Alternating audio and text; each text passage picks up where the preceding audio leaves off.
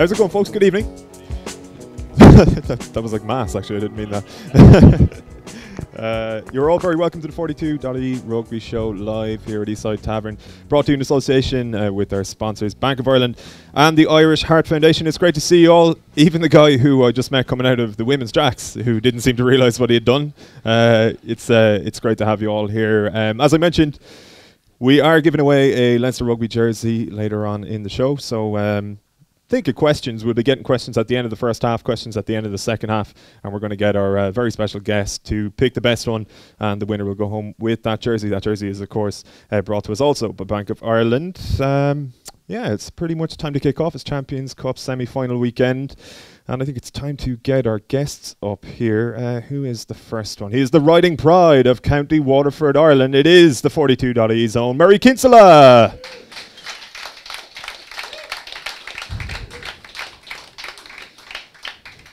Story Muzzet. How are you, Gav? Hey, I promised there'd be no porn references in your intro this week. He's done some really weird intros for the last few weeks, so I'm happy with that. They have been weird. I'll give you that.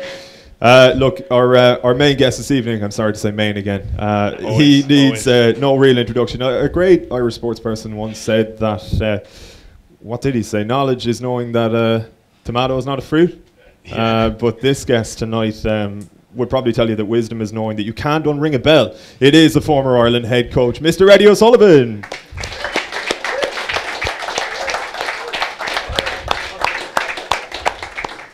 How are things, Eddie? Ding.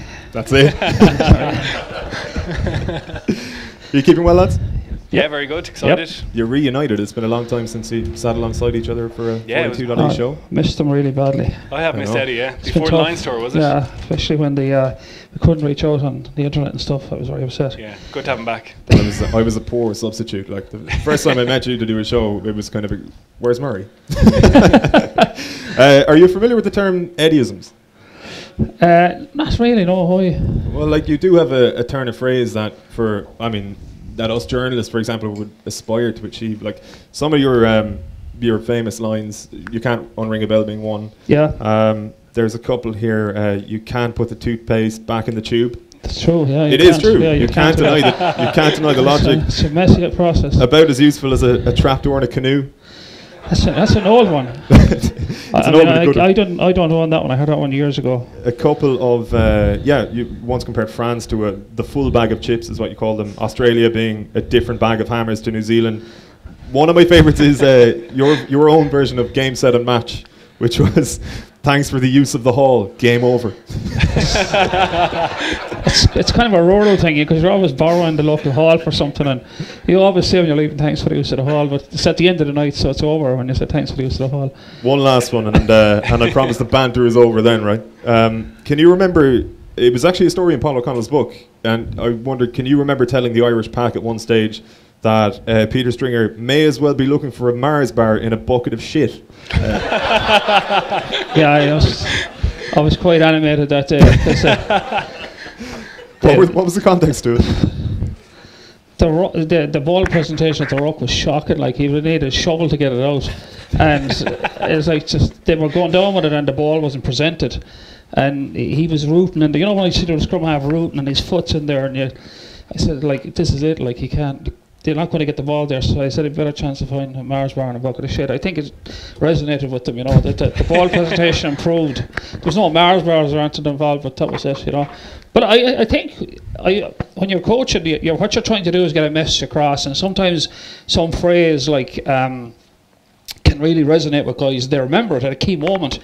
I remember another one, and sometimes you say it and guys start laughing, but I remember we were down in Tonga once. We were playing against Tonga on a Saturday, and the whole strategy down there was we had to have a really good kicking game because we kicked the ball loosely, they'd counter-attack, and Christ, it'd be a nightmare, trying to pin them down.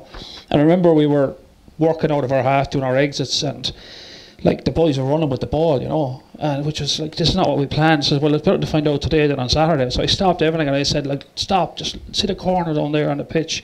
And I'm going, yeah. I said, well, you could napalm that corner and you wouldn't singe the full-back shorts. And I could see guys' wheels turning, but it was true. There was so much space in the backfield that you could detonate, napalm, and you wouldn't hurt anyone. And that's the whole point. That's the space we want to get to. And I think things like that resonate with guys under pressure if you can get a message across.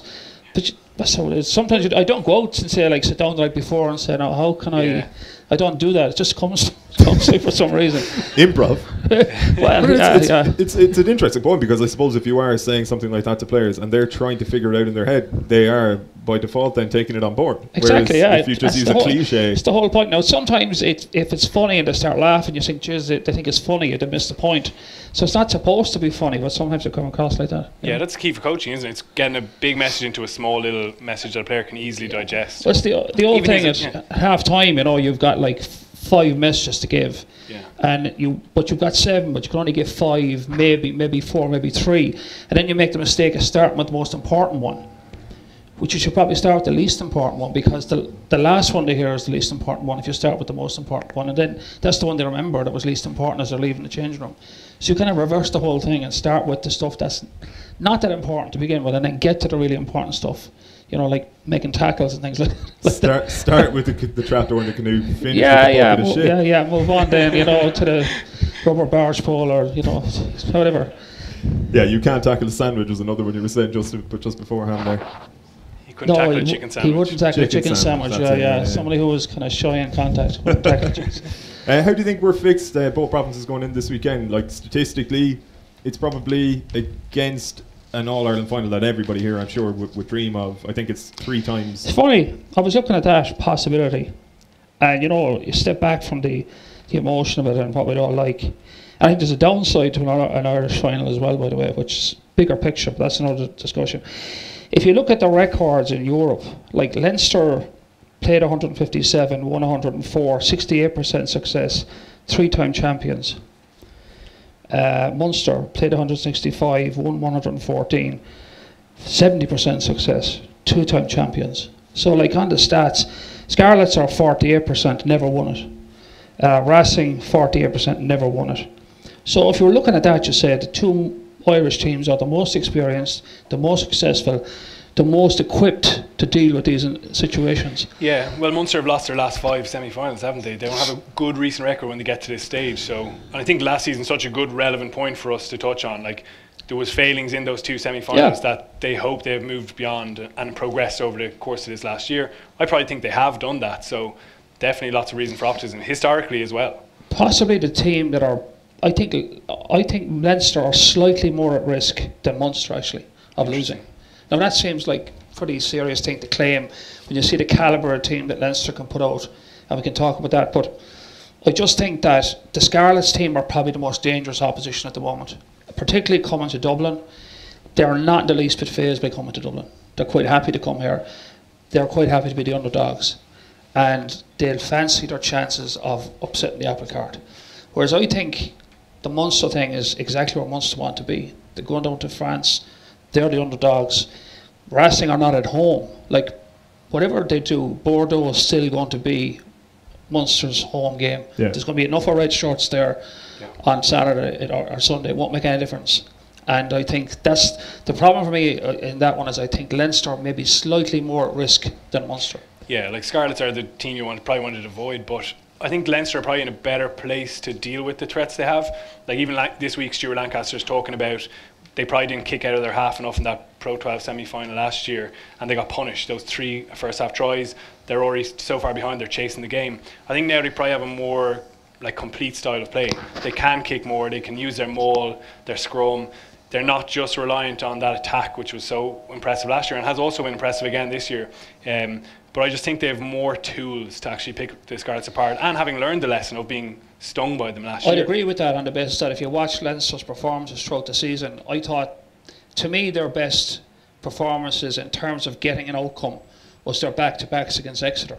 Yeah, now, Exeter, really to me, are a fantastic team. I think Baxter is probably one of the best coaches in England. And it's interesting that Exeter, their success is not built around heroes or household names. They've built around this culture that Baxter has built, and it's a relentless kind of ambition to play well every Saturday, and it's ruthlessly efficient. It's incredibly physical, and they're a very difficult team to beat. They're top of the Premiership again this year, and Leinster went over there and beat Exeter, playing like Exeter. Like the two scores, one was after 35 phases, another was after 28 phases of just relentless one-off pick and drive carries, and they just beat Exeter doing what Exeter do well. And then you think, well, okay, they caught them on the hop and they come back to Dublin. Exeter are going to really make a statement. And that game to me was like, if you remember, Exeter scored a try just before half time, and I think someone got stuck in the bin. I can't remember who got stuck in the bin. Keane was binned in the... It might have been. He got binned anyway. Yeah. But the long story short was that Ison Isaiah, he was under the post during that conversion, and he was just barking at the team. Yeah. And they went upfield, and he kicked 2 penalties at half time and basically wrote off the yellow card. And they went on and won the second half. Now, what Leinster have at the moment is they're able to play different ways as required. They just have the players, they have the composure, they have the tools to beat almost any team. And they are the best team in Europe at the moment. And I don't think anyone dispute that, but it's an 80-minute rugby game, and that's where the Scarlets come into it. They're a very efficient team as well. It's a threat. That grid is so important, though. And I think especially the younger guys now have progressed so much in the space of a year. Like, you think back to that Claremont semi-final, and Dan Levy who got pinged at the edge of that ruck. Remember, they went and entered the field, brilliant try, looked to take control of the match, but he just got done for maybe a kind of naive penalty, whereas now, he's dominating Saracens in a semi-final, or a quarter-final rather. I feel all those guys are so far on this year, as well as that leadership that they have in the group. I'd be confident for them, even with the threat of Scarlets. But that brings a huge amount of pressure now, Murray, Like, no one's going to say Scarlets are favourites. Like, you're talking about, I'm saying they're the best team in Europe, and no one's going to say that's nonsense. They are. Well, Wayne Pivac, the coach, put it that he doesn't think the Aviva Stadium is going to be a cauldron, and he made the point that one Scarlets fan is worth 10 Leinster fans, that he doesn't think they're going to be daunted by the atmosphere. We've got maybe 7 Scarlets fans worth of Leinster fans here then by that definition, but that they won't be frightened by the prospect. And obviously, having had great success there in the Pro 14 towards the end of last season, like, they're not. You made the point that, say, for example, Munster going down to Bordeaux, it might be a home game for Munster. I'm not saying it's going to be a home game for Scarlets, but it might necessarily be. I agree with you. They won't be phased at all. And I think that's the problem. Is if there is a problem, is that there's some people probably thinking about Leinster in terms of getting to the final. Like, it's just about, will they win the trophy? There's a danger with that. Even though this is really important, a lot of chips on the table. Like, you can still get caught by a team like Scarlets, and they're well able to do it, and they won't be phased coming to Dublin.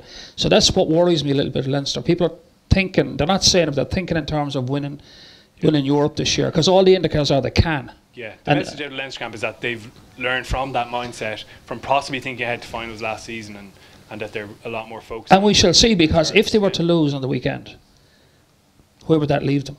Yeah, there would be a lot of navel gazing as to how did this go wrong, because all the indicators are they have the players, they have the momentum, they've been tried and tested all year. What could go wrong? Well, Scarlets could go wrong, and that's the problem. Well, if you were to compare the teams in their current iterations to the teams that squared off in the Pro 14, say last year, semi-final, you kind of alluded to how Leinster have come on in that they're more versatile, even mentally maybe they're probably stronger. But what about the Scarlets then? Like, how do you view them in comparison to the team that won the Pro 14 last year? Are they roughly the same, or have they come on as well? I think they've got more into their stride as a team in terms of playing the game they want to play, which is a dangerous game. It's a running game. But they have probably having a strong team in a sense. I think the injury in the centre to Jonathan Davies is a big loss. Like, he was a huge cog in their wheel, but they seem to have managed without him. So I suppose they're probably maybe not as strong on paper, but they might be stronger in terms of their understanding of what Pivac wants them to do, and the fact it's been successful, they're more comfortable in their skin doing it. And it's a very potent attack. They're patient, and the one thing I say about the Welsh players in general, if you look at Welsh rugby, the basic skill set of Welsh players is extraordinarily high, and it's a bit like we have it here in hurling. If you go to a stronghold of hurling, there's kids 12, 15, 16 years of age have phenomenal hurling skills. It's a bit like that in Wales. They just have the basic skills of the game. So if you watched, like I thought even the Six Nations this year, watching Wales playing, their capacity, because it was evident they changed their game. They moved away from warm ball to more an expansive game, which they kind of had to. I think their execution of that was very, very good. You know, they scored 3 tries against Ireland, should have had a 4th except for the interception at the end by Stockdale, which would have changed our season. But they have that innate skill set and they're very comfortable in that. So if they get into their stride on Saturday and like Leinster slip up defensively, they will get punished. They only have to slip up 2 or 3 times and that could be a game changer. Yeah, well, one of the points made by Scarlets legend Mark Jones, who's obviously a Welsh international, he was saying today that if Leinster were to kind of go toe-to-toe with Scarlets and play their almost Leinster's brand now, but also Scarlets' brand, they are probably similar, that they could come unstuck. Whereas he reckons for Leinster to beat Scarlets, they have the capacity to put it up the jumper and just keep it far tighter. Like, which approach do you think Leinster should do, or are they now versatile to the point that they can almost do a little bit of both and mix it up? I don't think they should do one or the other. I think they can do both. But the key is going to be that for Leinster to control the tempo of the game. It's about the tempo of the game. If the game gets loose and the Scarlets have the ball in their hands, then there are problems. So when they have the ball, they need to control the tempo of the game, and so they need to control field position.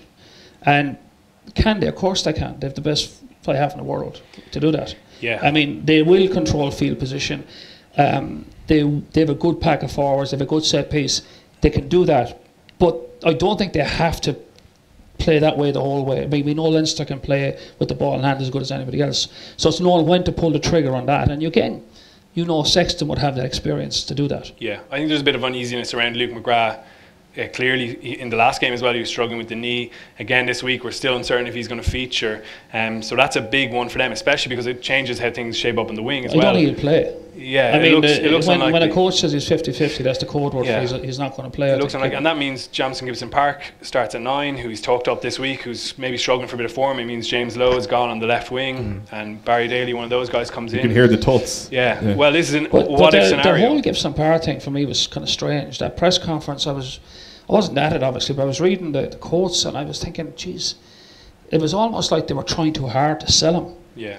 Like, as a player, now my thought would have been, well, you know, Luke McGrath, a great player, he's injured, but Gibson Park's coming in, no problem. But they almost, like, listen to Lancaster, was talking him up too much, like that they were worried about him, which I thought was strange. Yeah. You know, they almost oversold him. I mean, I think he's a very good player. I think he'll be fine. Yeah, I think but they seem more worried about him than me. Yeah. He's coming off the back. That's the bit I didn't get, you know. Coming off the back of probably not his strongest performance, but he hasn't really been in that first choice team a lot. And when he has been off the bench, he's looked really good. Yeah, he's smart. He's a smart halfback. I mean, he's not a Conor Murray.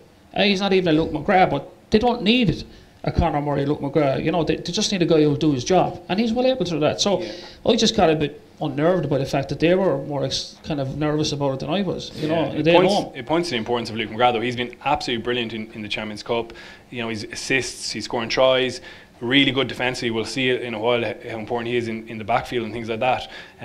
But it does change things up for them. There's also going to be they're going to miss Sean O'Brien as well. He's out of it now. He's set for surgery on Friday on his shoulder, so that's a bit of a blow. I know he didn't feature the last day, and he's struggled all season with injuries. The big trade up with Gibson Park is that effectively Lowe won't be on the field. Yeah, so Fardy starts. I think they'll stick with the same. Fardy has to start because I think he's a good line-out technician. Is more height across the line. They could probably put pressure on the Scarlets line-out with Fardy in the back five. So the question is then like obviously Lowe doesn't get on the field. Who, let's be honest, I'd be up front and say that I was against him signing for Leinster on the basis that another young Leinster winger was going to lose out. But that doesn't take away from the fact that he's a fantastic player. Yeah, he's been excellent. And he's delivered really well for them, and he's been good energy around the team. Just watching him play, he's very upbeat, and the word coming out of Leinster is that he's a positive guy around the squad.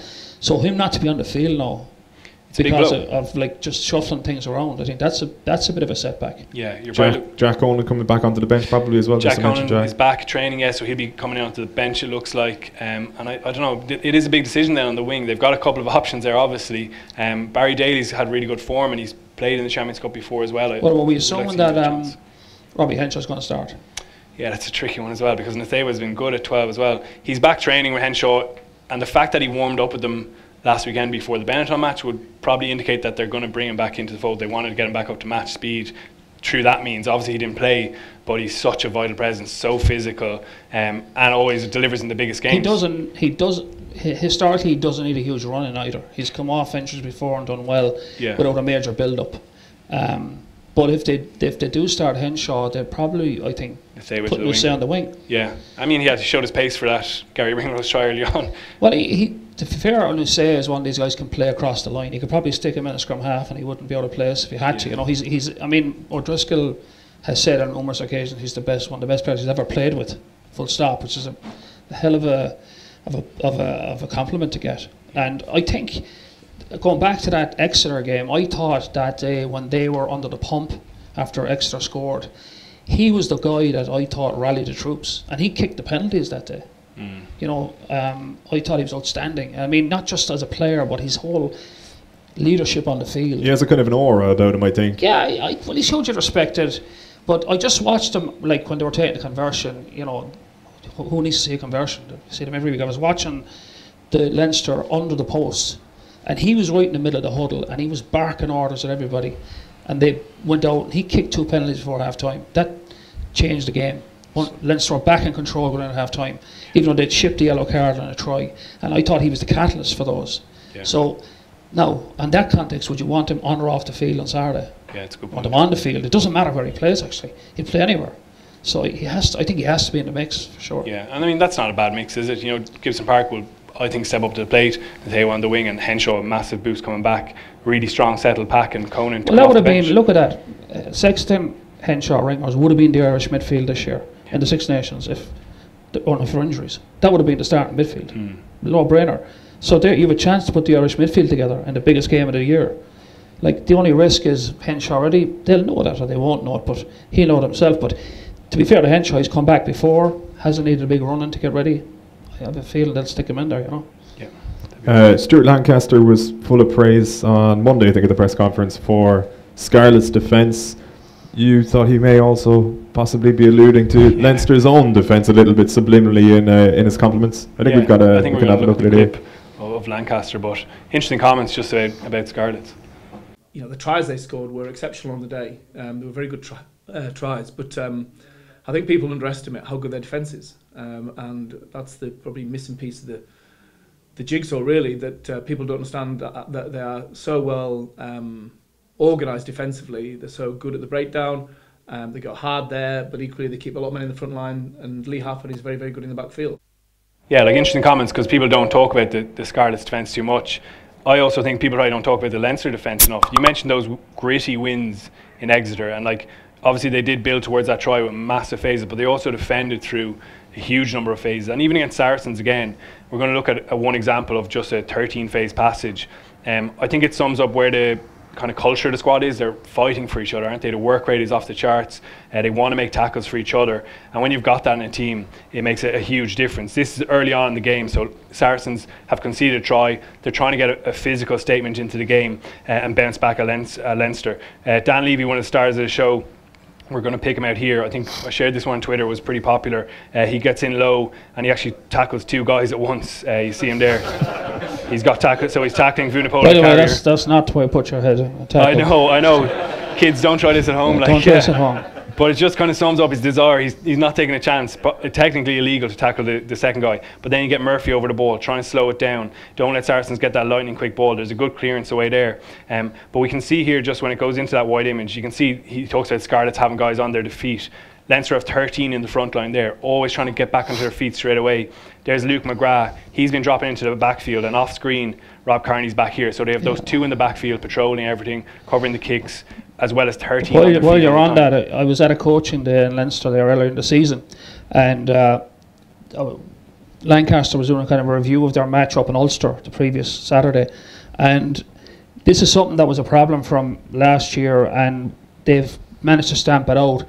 Is that their numbering off on each side of the ruck was poor last year, and they were getting caught on short sides. And the other thing was they were getting too compressed, tied in, and they were giving away space out here and out here. Now, as the season's gone on, they've obviously worked on that spacing, and they do always play as many in the front line as they can. But that's a pointless exercise if you're too compressed, If you're going to use 13 men in the line, you've got to use them well and space them properly. And their spacing, like they were more vulnerable last year on those corners, and they were, even to start of the season, they were getting caught a couple of times.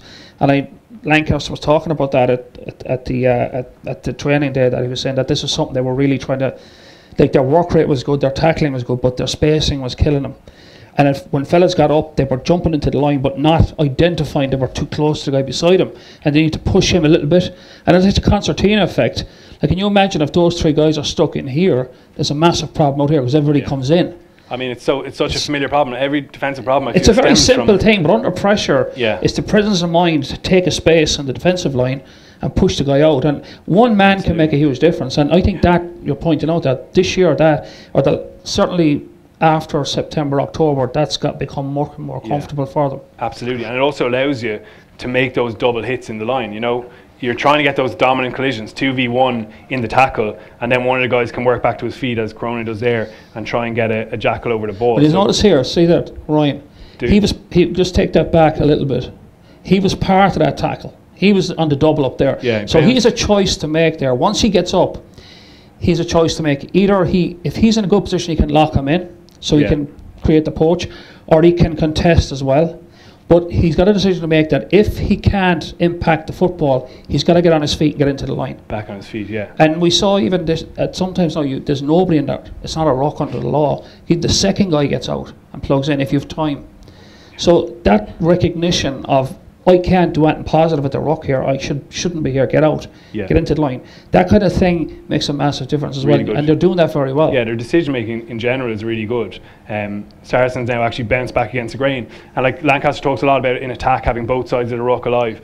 He also wants that in defence, because it's so easy for these guys, once that pass goes to the left, to switch off, but they're alive and coming forward as soon as they switch back to that side. There's James Ryan with the low tackle. He's really good at low tackling, and when you get that, you can get that jackal over the ball. Once the guy chopped, there you get Sean Cronin over the ball competing. And you know, he's not in the best jackal position, he's not even on the ball, but he's just trying to slow it up, give his guys around that ruck a chance to reorganise. And Saracens play away. There's 2 upsides to that, to slow the ball. It becomes a 3 or 4 second ruck instead of a 1 or 2 second ruck, which means you get to set your line.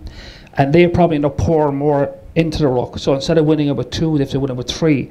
So they get a slower ball and they have less attackers. And just go back to your point there, Maurice, just wind it back a tad there, where that ball, where he ducks back under, which is a really good, when you see this happening, when the first receiver ducks back in here, you know the defence are on top. Because he's just, I don't know any attacking game plan that works like that, where the first receiver gets the ball and has an oh shit moment and runs back into the pack. That's mean. But watch this line here. A lot of times, if this line dials out and starts to push, watch that line come forward. There, still alive to it. That's it. Yeah, there's nothing there except another rock, and that's when the defence are in control. And and now you see Saracens begin to wonder, like, where's the space here with the ball? And there isn't. Yeah, another element I think we've seen in defence is their discipline. Like, they've the lowest penalties conceded on average, 7.6 a game. Like, that's Joe Schmidt kind of territory, fantasy territory. They're really disciplined around the ruck, and here they get a positive carry. It's a bit of a soak tackle from Jordy Murphy, but that's actually the opportunity for a guy like Dan Levy, because there's that little bit of separation from Schalkberger there, and Levy can get around in, clamp over the ball, gets on it there. He gets 2 seconds on the ball, and a lot of refs would probably give that penalty, but he's disciplined enough to hear it. I got to get away there. He gives it a signal. Look, that was a 50-50 that went against Levy, but he had the sense to get out. And a year ago, he might have kept on that ball. Yeah, and you know, it's known that they'd be drilling him with this. Listen to the ref. The ref is always right. Even when he's wrong, he's right. So if he says it's a ruck, it's a ruck. You're not going to win that argument. Yeah, and that's smart play by Levy. Yeah, absolutely. But they've got kind of advantage line now, so they can actually use one of their shapes to the left. Owen Farrell gets on the ball, first receiver. They're just going to run a simple kind of screen play there, and they're trying to isolate Easton Atewa there. And you're going to see he backs away a little bit. But we want to pick out Tyke Furlong here. Like, all their defenders are mobile, agile, they're working hard. And even as that screenplay comes and they send a little inside pass there to Maitland, you know, Natewa's kind of backed off because he had to mark up on that screen. But in comes Tyke Furlong. You're going to see him make a big hit from the side. Staying alive, hunting from the inside, working to cover your teammate on the inside. And it's massive, and it actually lifts everyone. It gives a... It's like the short side there of when the ball goes outside you, a lot of players stop defending and they push across. What you got to do is you've got to push up and in and fill that space. That's how Furlong got into that space. He didn't dial out and go sideways. He went up and into that space. So when that inside pass came, he was able to swallow him up. Absolutely, and it's infectious on everyone when he gets a good hit like that. We're going to pick out Ryan and Levy, who seem to always work so well together on the pitch when they're beside each other, good mates off the pitch. A really aggressive chop tackle there, and he does try and get the little wrap. It's obviously not a close-in view, but he does try to get the wrap. Just go back there, Murray, just and before freeze that before tackles. the contact. Sorry. Yeah, there you go. Like they know, just one sec. They know that he's not passing that ball, because one of the biggest triggers is when he tucks the football, he's not passing it. Yeah. So they know Berger's not going to pass that, so they can take a chance and two go in and smash him. Yeah, and they do that. Ryan's such a good technical tackler. That's the little detail I love is Berger tries to get back to his feet, and Dan Levy grabs his shoelaces there, trying to get any little extra tackle he can. Any purchase at all. He never gives up. But what has done is commit 3 tacklers into that one contact. So now Saracens have their cue. Okay, now we can try and get to the width. And they're back on their feet immediately. Yeah, they're right back in the line. Their feet time straight onto their feet is really good, but there's a little bit of narrowness, which you mentioned before now, and Sarries are going to try and target that with a long pass outside. Ringrose just maybe bites in a little bit before that pass goes. He's kind of committed in there. But James Lowe, who probably... See, Ringrose, this is the difference between say over here and Ringrose. Yeah. Ringrose turned his shoulders in. If you look at Ringrose's shoulders there, they're just turned in slightly. And it's just that, if you watched say the last clip, he kept his shoulders turned out. Yeah. So he could always push out. Once Gary turned his shoulders in here, it was always going to be hard to get out. Now you can get out, but it's a scramble. You're not in control. He does try and recover, but we saw James Lowe is in that position out on the edge where right at the start of the season it was a real worry, his decision making. But here he's actually good, and then the key is he actually gets a tackle onto that ball when he commits in. Because if you're going to commit in, we saw like Wales against Ireland when Fergus McFadden bid in. You've got to stop the football. And the offload can go. He does a good job here, yeah. Bites in, and then he's kind of clever, standing in front of the ball, just again trying to slow things up. And Sarries are really going nowhere. They do eventually get a little gain line down the left, but again, Easton Atewa, you mentioned leadership. Leinster have to eat back some yards here, have to get dominance again, and you see him here. He's going to get another one of those really good chop tackles. Such a powerful little hit that Vunipola goes over the top of him, and he can't complete his wrap. Now you've got it straight on there. Yeah, right? He's straight on. He's pry off his feet, is he? But again, he's playing the ref. You said the ref's always right. The cue this time is you're okay, compete. You've got guys here shouting at the ref, probably pressuring him a little bit. Give us a ward. It's 13 phases later, and we're still defending. And they get the turnover. Healy gets the turnover there. So I thought just early in the game it was a massive statement from Leinster in stopping that Saracens. That's a psychological message to Saracens that, look, you know, you might score today, but you're going to have to work your socks off for it. And those turnovers are massive moments in terms of lifting, energising the defence. And you see that duck under there that went into the middle of a rock. You see the defence coming up both sides. All those things send a message to Saracens. There's no easy gain lines today. Yeah. And that it's just the fact that they then realise, Jesus, it's going to be very hard to score this. So psychologically, they're starting to worry they mightn't get the score they need. And you've got McGrath and Carney in the backfield patrolling everything. They didn't go to a kick option there because they couldn't get that space either. They're under pressure with the line playing speed. 2 full backs floating in the back, yeah. But if McGrath's missing it, I guess that's a big duty for someone else dropping back there. But I think that defensively, it is maybe underrated in both teams how hard they've worked on that. And as you said, like both these sides can score not easily, but they can score in a flash. You know, they've got those players, they've got good decision makers all over the pitch. So for me, the 2 defensive performances are going to be absolutely pivotal.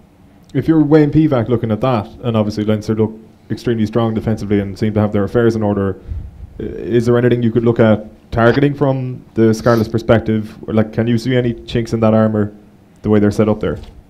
Not the way they're set up there. Like, you do have to win collisions, but I think the way to do it is he has to be very selective about his starter plays, his strike plays. He needs to get a lot of traction on those. Like, if he can get like even the best defence in the world, if you could get 10, 5, even 8 metres on a starter play over the gain line and cycle it quick, the defence won't get that shape. It's not possible.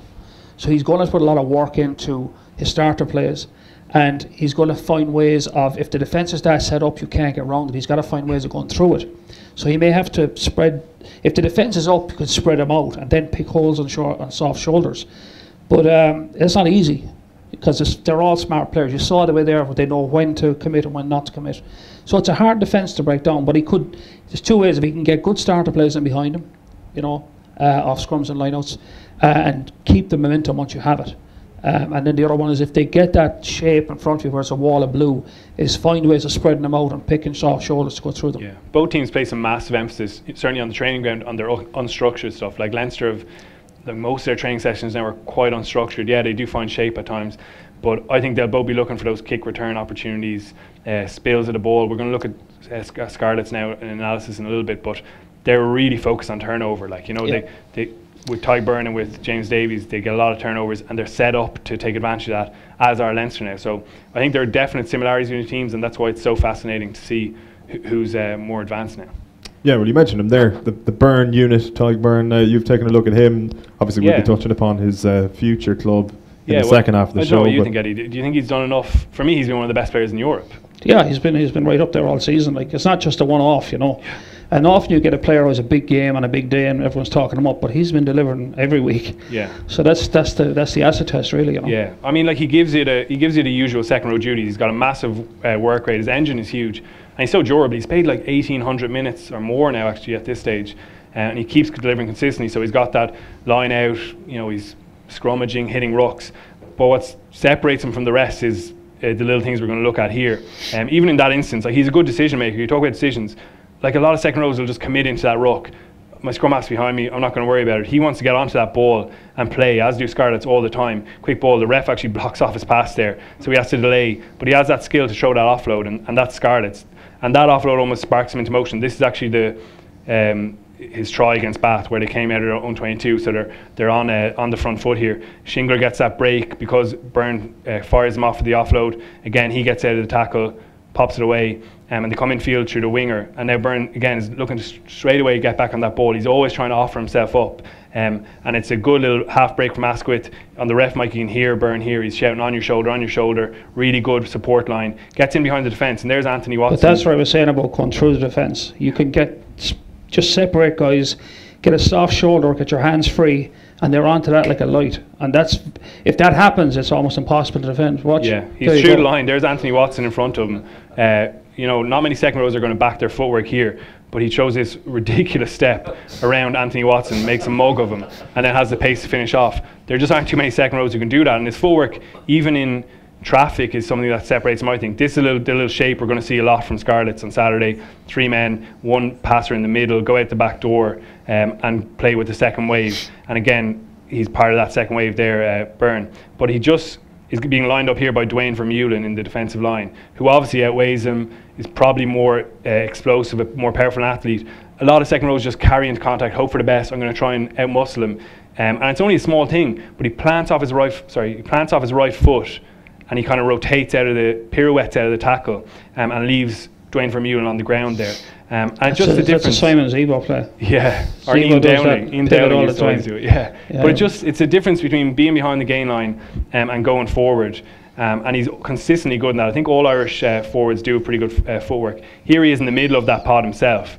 He's there with the blue scrum cap, and putting his skills under pressure, he just pivots. And again, it's not the easy option. The easy option there is just carry. But Scarlets place a premium on their forwards handling the ball. He goes out the back door, and now suddenly the options are on. Toulon have got defensively tight, and it's a pretty spectacular long left-hand pass from Patchell to finish it off in the corner. A nice easy finish there on the wing. But again, it's just that little simple pass, which we've probably seen from Irish forwards again more and more. Defensively then, like, Scarlets are massive on turnover ball. They score a lot of tries or get a lot of territory out of it. And he's always looking for turnovers. He has 16 in this competition, just him alone. And it's not just the Jackals. You know, here he is in a tackle. This is off the first kick-off of the game. And instantly he's in there trying to use that little strip, the reef. He's not just accepting, I'm going to make an easy tackle here and let go to ground. And then instantly, those 2 passes from Scarlets, one from the second row and then Shingler as well. And suddenly, they actually don't execute very well here, but suddenly there's an opportunity out there from Byrne's turnover. And the Jackal thing is huge. He's had 9 Jackal turnovers out of those 16. And it's not always, like, people probably tend to think it's always a dominant tackle when you get those turnovers, but with the Scarlets, it's actually often when they soak a tackle, as we saw at Levy earlier on, or when he's hovering in behind the line. You see him there, he's just been kind of cleared out of the last ruck. So he's in behind the defensive line. La Rochelle get a good positive carry, but the ball carrier is going to ground, and there he is over the ball. He's got a chance before those 2 arriving players can get there. And like, what his first actions are probably illegal. You can see him there. His elbows on the ground. I don't think he's got a great release there. I think he's gone straight in. That neither. his elbows are on the ground, he's off his feet, but he knows that when they arrive in, like, it's very easy for us to pick it out. The ref has to judge it in real time. They're going to drive him back up onto his feet, and now you can see he's on his feet again. So he's actually using their momentum against him, back on his feet, gets the turnover, and in this instance there's actually advantage playing, so they go back over and play that. But he's always just hovering in that kind of second wave. You see here, Toulon on the front foot again, offload there from Taufifenua, and Peterson goes forward. There he is coming from the side, Byrne, and it's probably technically like a side entry here. He needs to get back around on his side, but like all good open sides, even though he's not an open side, they're really good at rotating their body into it. So you approach from the side, but you snap your feet back, and now instantly it looks to the ref. Again, a really good picture there that he's come from behind and he's legal to challenge that ball. Again, he's probably not fully in control of his body weight, but he knows Vermeulen's going to drive him back up, and you have to be quite brave to get into those positions because he's going to absolutely smash your upper back. But he's got a great bit of dog in him, and he always keeps in the fight, and he gets a reward there, gets back up onto the ball, and again you see the Scarlets' mindset, an instant offload, looking to play away and move the ball to the other side of the pitch. So he's massive in terms of their attack and their defence, and he brings all the work rate as well. I think he's an unbelievably good signing for Munster. What do you think, Eddie? Is he going to play for Ireland? Yeah, in that form, yeah. He has to come into reckoning. Yeah. Well, it's not going to be easy to get into the Irish team at the moment. But he's certainly good enough to be in those precincts, I think. Yeah. And it's funny, like, it's a kind of slightly circuitous route into the Irish team, but it's happened before. Mike Ross went to England. He was in Cork Con. He couldn't get a Munster contract. He went off to, I think it was Harlequins. Yeah. And then he eventually came back, So, like... Chris Farrell's another example. Yeah, sometimes when you go away like that and you just do something different, certain environment, things start to fit for you. I mean, it doesn't mean that where he started out that they got it wrong. He's obviously developed as a player for whatever reason. Sometimes that's because he got better coaching. Sometimes it's because in his own head he flipped a switch. And players do that. Yeah, and for him staying fit, like he had 2 torturous years in Leinster. And as you say, like, I've seen Leo Cullen get a bit of criticism for letting him go, but at the time it was definitely the right decision. See, that's playing Monday morning quarterback. Yeah. Like, it's easy. Like, you should have known. But at the time, like, who jumped up and down at the time and said this is an insane decision? Nobody. Because the information they had was, this is the best decision. So I think it's easy to do that in retrospect, kind of say, oh, you should have known better. Not really, because in that environment, you are where you are and you make that decision. Do you make wrong ones? Of course you do. Nobody makes the right decision all the time. So I think the fact he's coming back is the most important thing. And he's probably better for his time away. And he's found his mojo, that's for sure. Yeah, it's an incredible journey. One of the best players in Europe now for me. Yeah, well, Leinster's loss will probably transpire to be Munster's gain at some point next season. We'll touch upon the Red Men in the second half. We'll call this half-time for now. We'll also have questions from you guys for the lads here, giving away a jersey, and we'll have predictions at the end as well. But go enjoy the bar and whatnot for 15-20 minutes. We'll chat to you in a sec. Cheers.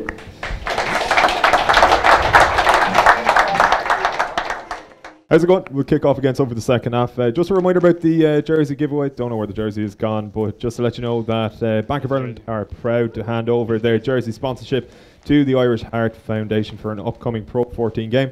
That jersey will be going home with one of you when we're taking questions towards the end. We're going to pick the great man Eddie O'Sullivan to pick the best question. I actually forgot to tell you that, but I presume it's okay. No pressure. No pressure at all. Let's get into Munster then. It was a friend of mine, Oisin Kelly, who's down in the audience, put it to me at the interval that one of the things that it hasn't really been talked about where Munster is concerned is the fact that they changed head coach halfway through the season, or in a European Cup final, or European Cup semi-final rather. I mean, obviously the fear at the time when there was that transition, however great it was that their season could go south very quickly, but they've actually probably improved over the last couple of months. Well, first of all, I love that you're getting your questions at the interval at half time. Well, here's the thing. Oisin is a Munster fan, so he doesn't want the Leinster jersey anyway. So he's... and secondly, it's been really seamless. I think Johan van Graan came in and understood that he couldn't just impose his philosophy or style straight away. It's essentially the same game plan, the same kind of core philosophies, kick out of your own half, be very direct, very aggressive, set piece orientated, Conor Murray's kicking game as well. So I don't think there's been a big departure on the pitch. Also the assistant coach I think have been really important, and Van Graan mentioned that again this week. He said Felix Jones and Jerry Flannery have been really important, especially this week, and kind of he said guarding him from some of the stuff they messed up in the semi-final last year. So they've helped him adapt into the setup in Munster, and the senior players, guys like Peter O'Mahony and Murray, are extremely influential as well. Niamh Barr was probably a worry because the defence coach, like, that's an area that's, if that got ropey, it could really hurt you, but they don't seem to have suffered from that. They've managed to, like, there's no obvious glitch along the line here, and I think you're right, he hasn't tried to change things too much, which is a smart play. Maybe I think I've been impressed with some of the starter plays, and we talk about it later, but I think he's kept it on track. Now, it'll be interesting next year, no matter what happens, will he try and put more of his stamp on the team? But I think he's been smart about this year, about keeping it on track. And I'd say he would have probably taken a lot of advice from someone like Conor Murray or Peter O'Mahony, but this is where we are, this is what we do well, this is what will get the guys energised, Yeah, well, I think the thing he's excited about in pre-season, you mentioned there, is attack. He recognised that, they all recognise that against Saracens especially, was shown up, as Billy Holland said this week, as one-dimensional. They feel they've moved on quite a bit from there. I guess we'll see the results of that on Sunday or not, but I think that's the big project for him. They have a lot of the core stuff in their rugby really solid. As you mentioned, defence, work rate's always good in set piece, but I think they need to be a little bit more creative, potentially using a guy like Rory Scanlon a bit more as a second playmaker. Zebo's obviously going to be gone. Whoever's a fullback, potentially adding a bit more in terms of playmaking as well. So I think they're in a pretty good shape. 2 semi-finals in a row is a pretty good return for the province, having had such worries only 3 years ago. I don't think when everyone heard that there was going to be a change of head coach, that you said, well, you're going to make the semi-finals of the Pro 14, you're going to make semi-final of Europe, they'd bite your hand off. And now there's a chance that, they get things right on the weekend, they could be heading into a European final. So I think in terms of that seamless transition, they've pulled it off, and you must get huge credit for that, because I think when something like that happens, you take it for granted. But what went into making it happen would have been, I think, pretty spectacular. I was pretty sure there would be a hiccup along the road, and there hasn't been. And a lot of credit to everybody for that. Now, this would be the icing on the cake if they were to win on the weekend, get into a European final. Yeah, it'd be incredible. But it's a great point. Good point, Oisín. Very good point. Well done, Oisín. With regards to having played racing already, jersey. Sorry, Oisín, you're going to win the jersey. Having played racing twice already this season, like in the pool stages, can you read much into that? Obviously 2 very close games in the end. Probably a perception that Munster threw it away at racing. Yeah, it probably was one that got away from them, but then different ball game now, I suppose, in the semi-final. What can you read into the 2 games? Obviously a victory apiece in the pool stage. Yeah, well, they're very, very familiar with each other. I think Racing, for me, are probably the least French of the French sides. They are fitter than a lot of French teams have been in the past, and we saw that. They finished strongly in the EU arena, and even I think French teams generally are getting a bit fitter. Munster will probably still back themselves in that regard, but Racing's defence is a little bit more organised. We will look at one of the potential flaws in that soon enough. Their attack, you mentioned set piece there, you can see them running some old Joe Schmidt plays actually, so they're a little bit behind, but they're really starting to catch up. I think they're the most professional of the French outfits, and that for me is probably the concern. Their defence is the best in the top 14 statistically speaking, and they work quite hard as well, and they'll finish out strong. But Munster know exactly what's coming. They know that if they give them that momentum off the set piece, that guys like Nakarawa, who has 19 offloads in this competition, are going to spark up. And you saw it against Clermont.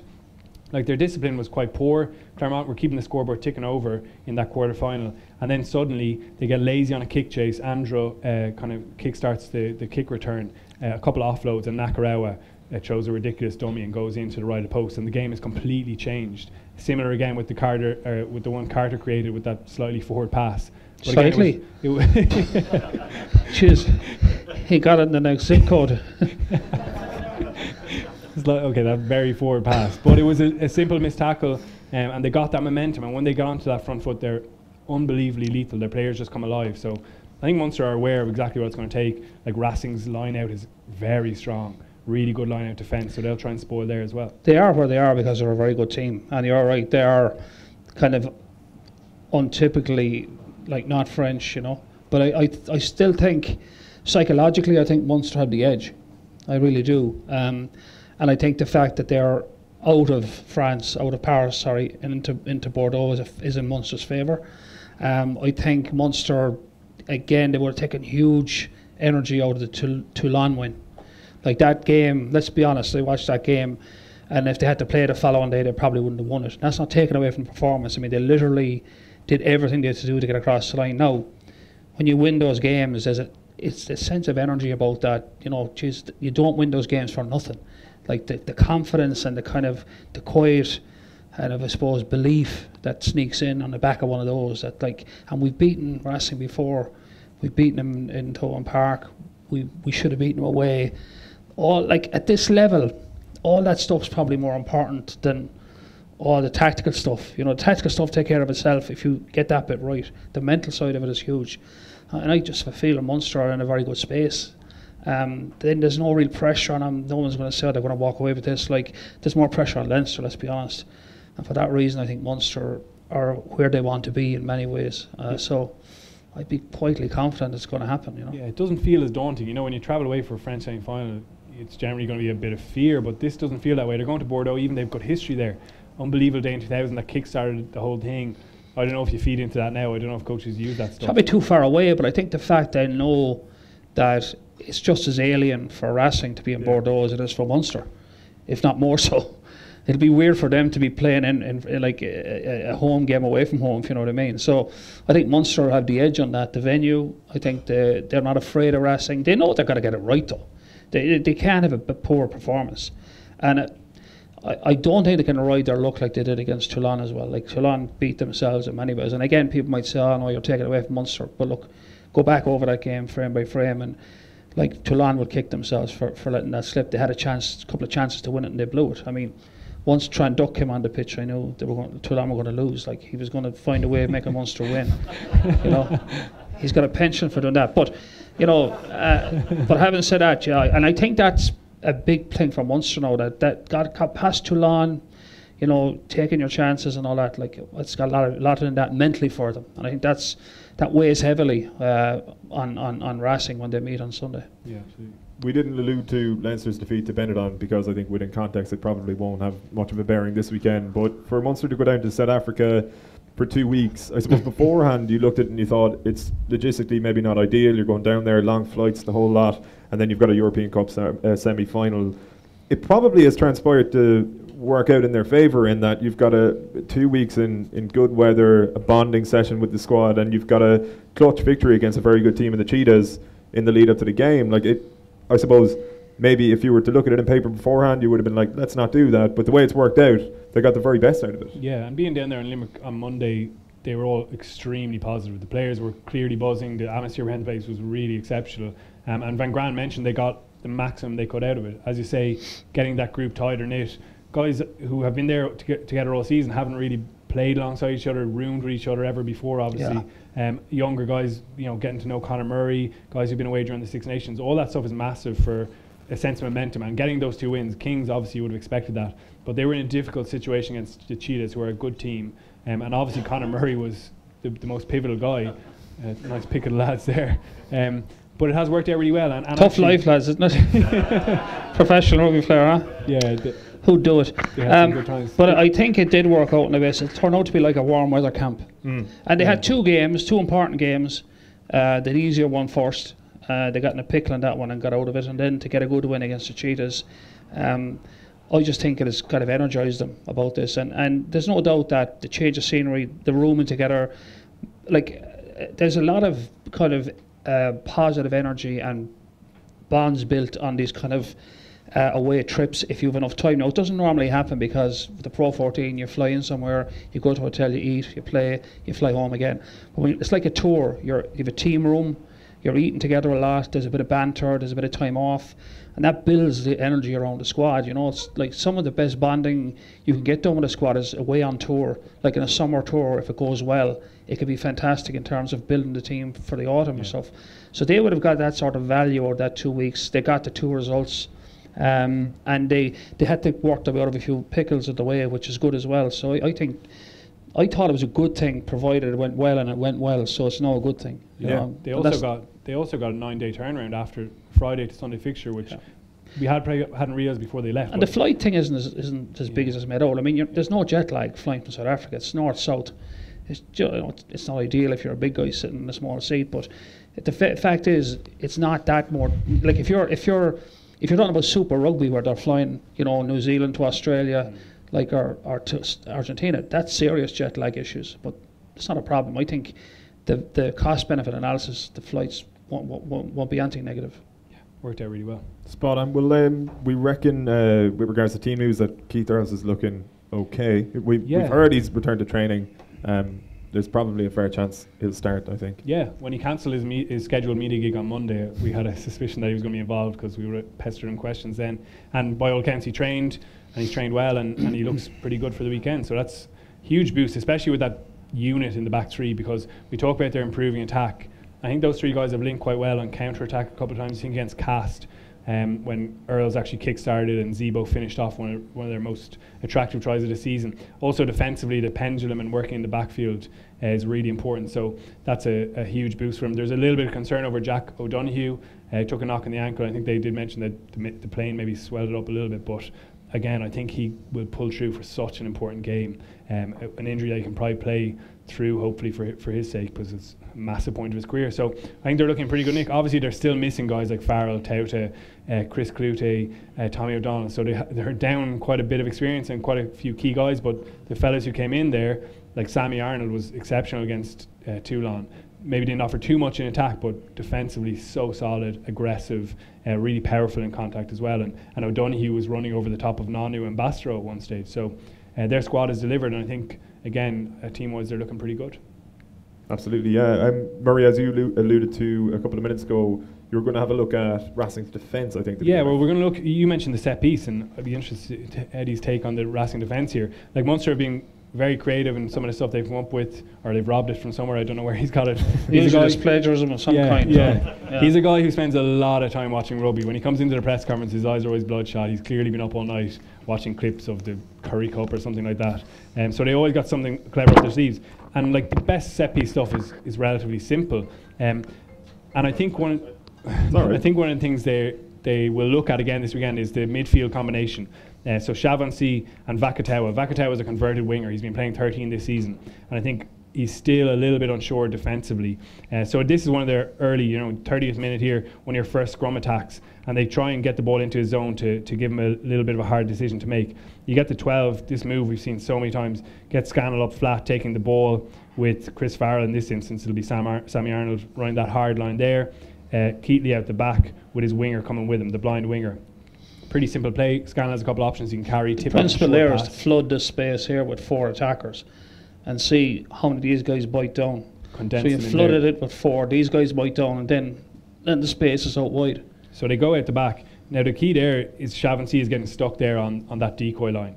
Farrell does a really good job, gets to the outside shoulder, bump him out of the line, and suddenly you have that disconnection between a 12 and 13 who are a little bit unfamiliar with each other, let's say. So he's back out of the line, you can see there now, and Vakatawa is now going to have to link up with his 10 there. You've seen Keatley come around the corner with Earls, and they're just trying to create a bit of hesitancy in Vakatawa there, because he obviously wants to drift out onto Earls early. He wants to be sure that Tales, who is the 10 in this instance, is going to get to 10 there. But look, they've got him just to turn his shoulders in. You mentioned it earlier on, and that's the cue. Now Keatley can send that past Earls. Vakatawa, who's an unbelievable athlete, does recover. He finds his feet again and gets a stretching tackle, but Earls with a really brilliant offload to Zebo. Lovely little flick on. Great skill. And they're away down the right.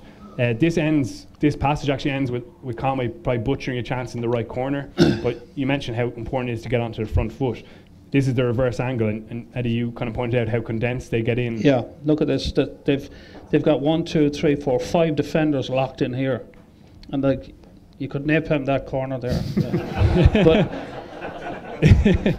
so they're just trying to overload. You see there now, it's basically a 2-on-1 for Vakatawa. He's in a. So like what they're doing is they're throwing like 5 attackers into a space, and then you got to make a read. Like, I mean, it could be here that we'll see a play later where the player runs instead of passes. So it's a good read, and like it's that's where you make your decision. Yeah. But you set that up by flooding those channels and let the defence decide what they want to do. One more replay of the Zebo. This is classic Zebo. Lovely. Are you being harsh on Conway here, saying he butches it? No, not this chance. Sorry, they go through another couple of phases into the 22, and they're right on the front foot. You use the set piece launch and you're over the gain line. I think it was Earls was waiting unmarked. It was a difficult pass now. but they have to be. But so I think clinical this with is those great to chances. see, because a lot of the stuff we watch now is just predictable. The ball goes from 9 to 10 and he gives it to 12, puts his head down and plows into 2 people. Yeah. And like that's not creativity. That's full frontal assault regardless of casualties. Yeah. And it doesn't really tax the defence unless they want to miss a tackle. That kind of stuff I think is hugely exciting. I love seeing it because it's asking questions of the defence. And if they screw up, you could score. And even if they don't screw up, you're going to get a gain line and you can play on the front foot. So it's to me, it's the way to go. So a couple of weekends later, again, left-hand side scrum, very similar position. I don't know if Clermont, they probably watched Munster doing that and said, we can actually exploit that space as well. And there's other clips like this. I worked back through their set-piece defence, and that centre pairing have been picked apart by a few teams. They're very unsure of each other. They don't quite trust each other, so they play on their own rather than playing as a unit. And that's catastrophic in a midfield defence. So it's slightly different. The 9 comes to here as first receiver, and he's going to run a loop play off the 10. The 10 on the ball with this hard line from the 12. Again, trying to sit down Chavancy. It's a little loop play. Now Chavancy there, he gets out beyond that first decoy, so he's clear. He's actually done a good job there. Yeah, but then he just switches off. He switches off for some reason. He needs to come forward there, be really aggressive. He's got to plug that hole there, and look what he does. But he just disappears, and now again, Vakhtau in that situation that he is dreading is exposed against 2 men, and it's the easiest line break. Para runs through here, Paras through, lovely pass over the top, and beat them. It is on the right wing. Gets a great good finish now. Gets the fend there on Rugby Show and finishes in the corner. But we're going to see the reverse angle again. You're going to see how disconnected they get. Again, Para is going to come on that loop play there around his 10. And Chavancy there, he's done a good job. Sorry, he's just a little bit... Yeah, I mean, his job was to pin Chavancy, and Chavancy made the read and slipped outside him. He gets outside but him now there. he's got to plug in here, and he's got to pick up Para, and then it's all okay then. There's no reason for him not to come forward and be aggressive there, because this guy here, the 13, obviously can't get the ball. He's out of the game. He's like in front of the football. He's a blocker in American football, but he just gets kind of stuck on him there. It's very passive, and now there's that disconnect again between 12-13 and Para, who's not even the most explosive athlete, is able to scorch through there and throw a lovely pass over the top. Good finish in the right corner. So I think that's something that Munster will go back to again. And there are those little glimpses of weakness also in their backfield. I think we saw in the arena Murray kind of boxed over in their 22. Yeah. They're not very good at patrolling that. So there's although they are a bit more organised than some French teams, I think there's little opportunities. Well, you mentioned him there, but not that he's lacking in plaudits necessarily. Conor Murray, I think the consensus best scrum half in the world now, really at this stage, certainly if you listen to people here. How has it become so important? And then, What a choice. yeah, maybe the second best scrum half. Do you want a calendar or something? Don't look at me. Yeah, it's on my bedroom wall. What is it about Murray, I suppose, at this stage of his career? Like, probably at his athletic prime, but so much of it comes down to just his intelligence more so than his impressive athleticism, obviously. Yeah, I think it's mindset, isn't it? He looks so comfortable out there. Even he gets one of those long range penalties, even in the Grand Slam, and he's just like, yeah, I'll have a pop, no bother. He's not fazed by anything, extremely confident in his skills, and I think it's based on hard work. He's in one of the most stressful positions on the field, where you're constantly making decisions about like 4 different things. Do I pass? Do I run? Do I kick? And he's organising other people around him, and he does it with an incredible calmness, which gives everybody around him huge confidence. And then when he does decide to do something, he executes it really, really well. He doesn't do bad things on the field. He doesn't kick badly, he doesn't pass badly. Every now and again, but no player is perfect. Every tennis player overhits the ball sometimes. But he just has this calmness about him, and he's not ruffled. And when someone in that key position is that composed around the team, it just makes everybody feel calm. It's a strange thing, but it's very effective under pressure. Yeah, I'd say he's the most important player to their team in the competition. I don't think, without him, I wonder would Munster really be in this position, because he's always come up with those big plays. No, even the clever try. People are saying he's the best scrum. He's the best scrum half in the world. Tell me who's better than him. Yeah, but people point to Aaron Smith because of the quality of his passing. Well, who won that battle in Chicago? Yeah, that's one game. Yeah, that's one game. Well, one is enough when you get beaten up like that. Yeah. I think he is the best scrum half in the world. I agree with you. I agree. You can make cases for other guys, but they're just making an argument. And especially defensively, he's so important to the team. That's my case. And I've made your case for you. We want to look at some of the examples. Like, he's defensively, he's brilliant. We've looked at it in past shows during Six Nations. And actually, Joe Schmidt used them, or like Andy Farrell used them against England in the line. Yeah, always in the line. which was a kind of a departure, and he made 9 tackles against England, which for a scrum half is up around what your back row might make, because he was in the line. And you can see examples in that England game as if he wasn't in the line, we were in big trouble out wide. But the fact he was in the line, everything was fine.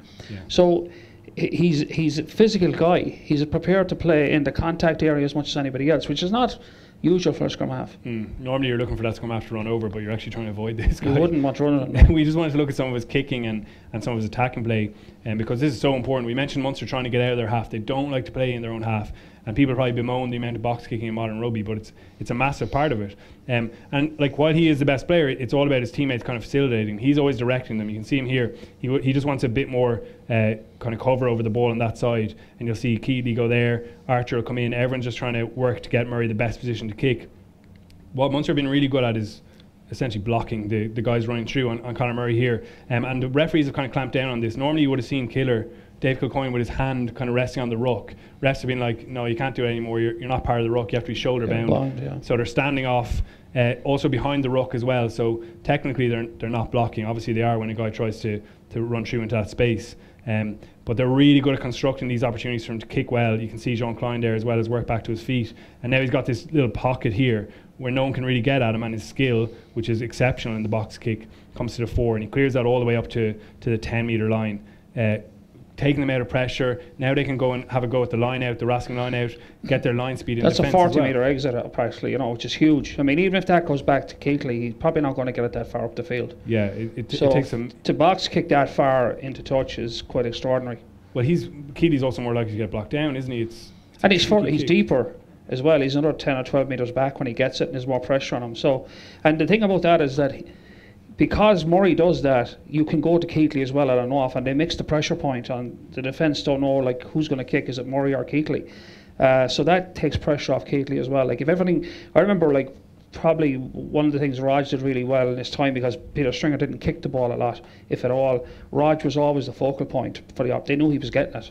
So, but that can take a lot of pressure off Keighley, Yeah, and they also use it as an attacking weapon. Like, it's not just in their own half. We see them box kick when they're in the opposition half as well. And even here, like, he's glanced early. When we come into the clip, he still actually hasn't glanced down the other side. He's glanced early, so he knows the pocket of space he's going to identify. And it's an incredibly difficult skill, probably underrated. Like, he's just getting that large step backwards, giving himself a bit more space, and his head down over the ball. Again, not looking at where he's kicking to, just focusing on the skill.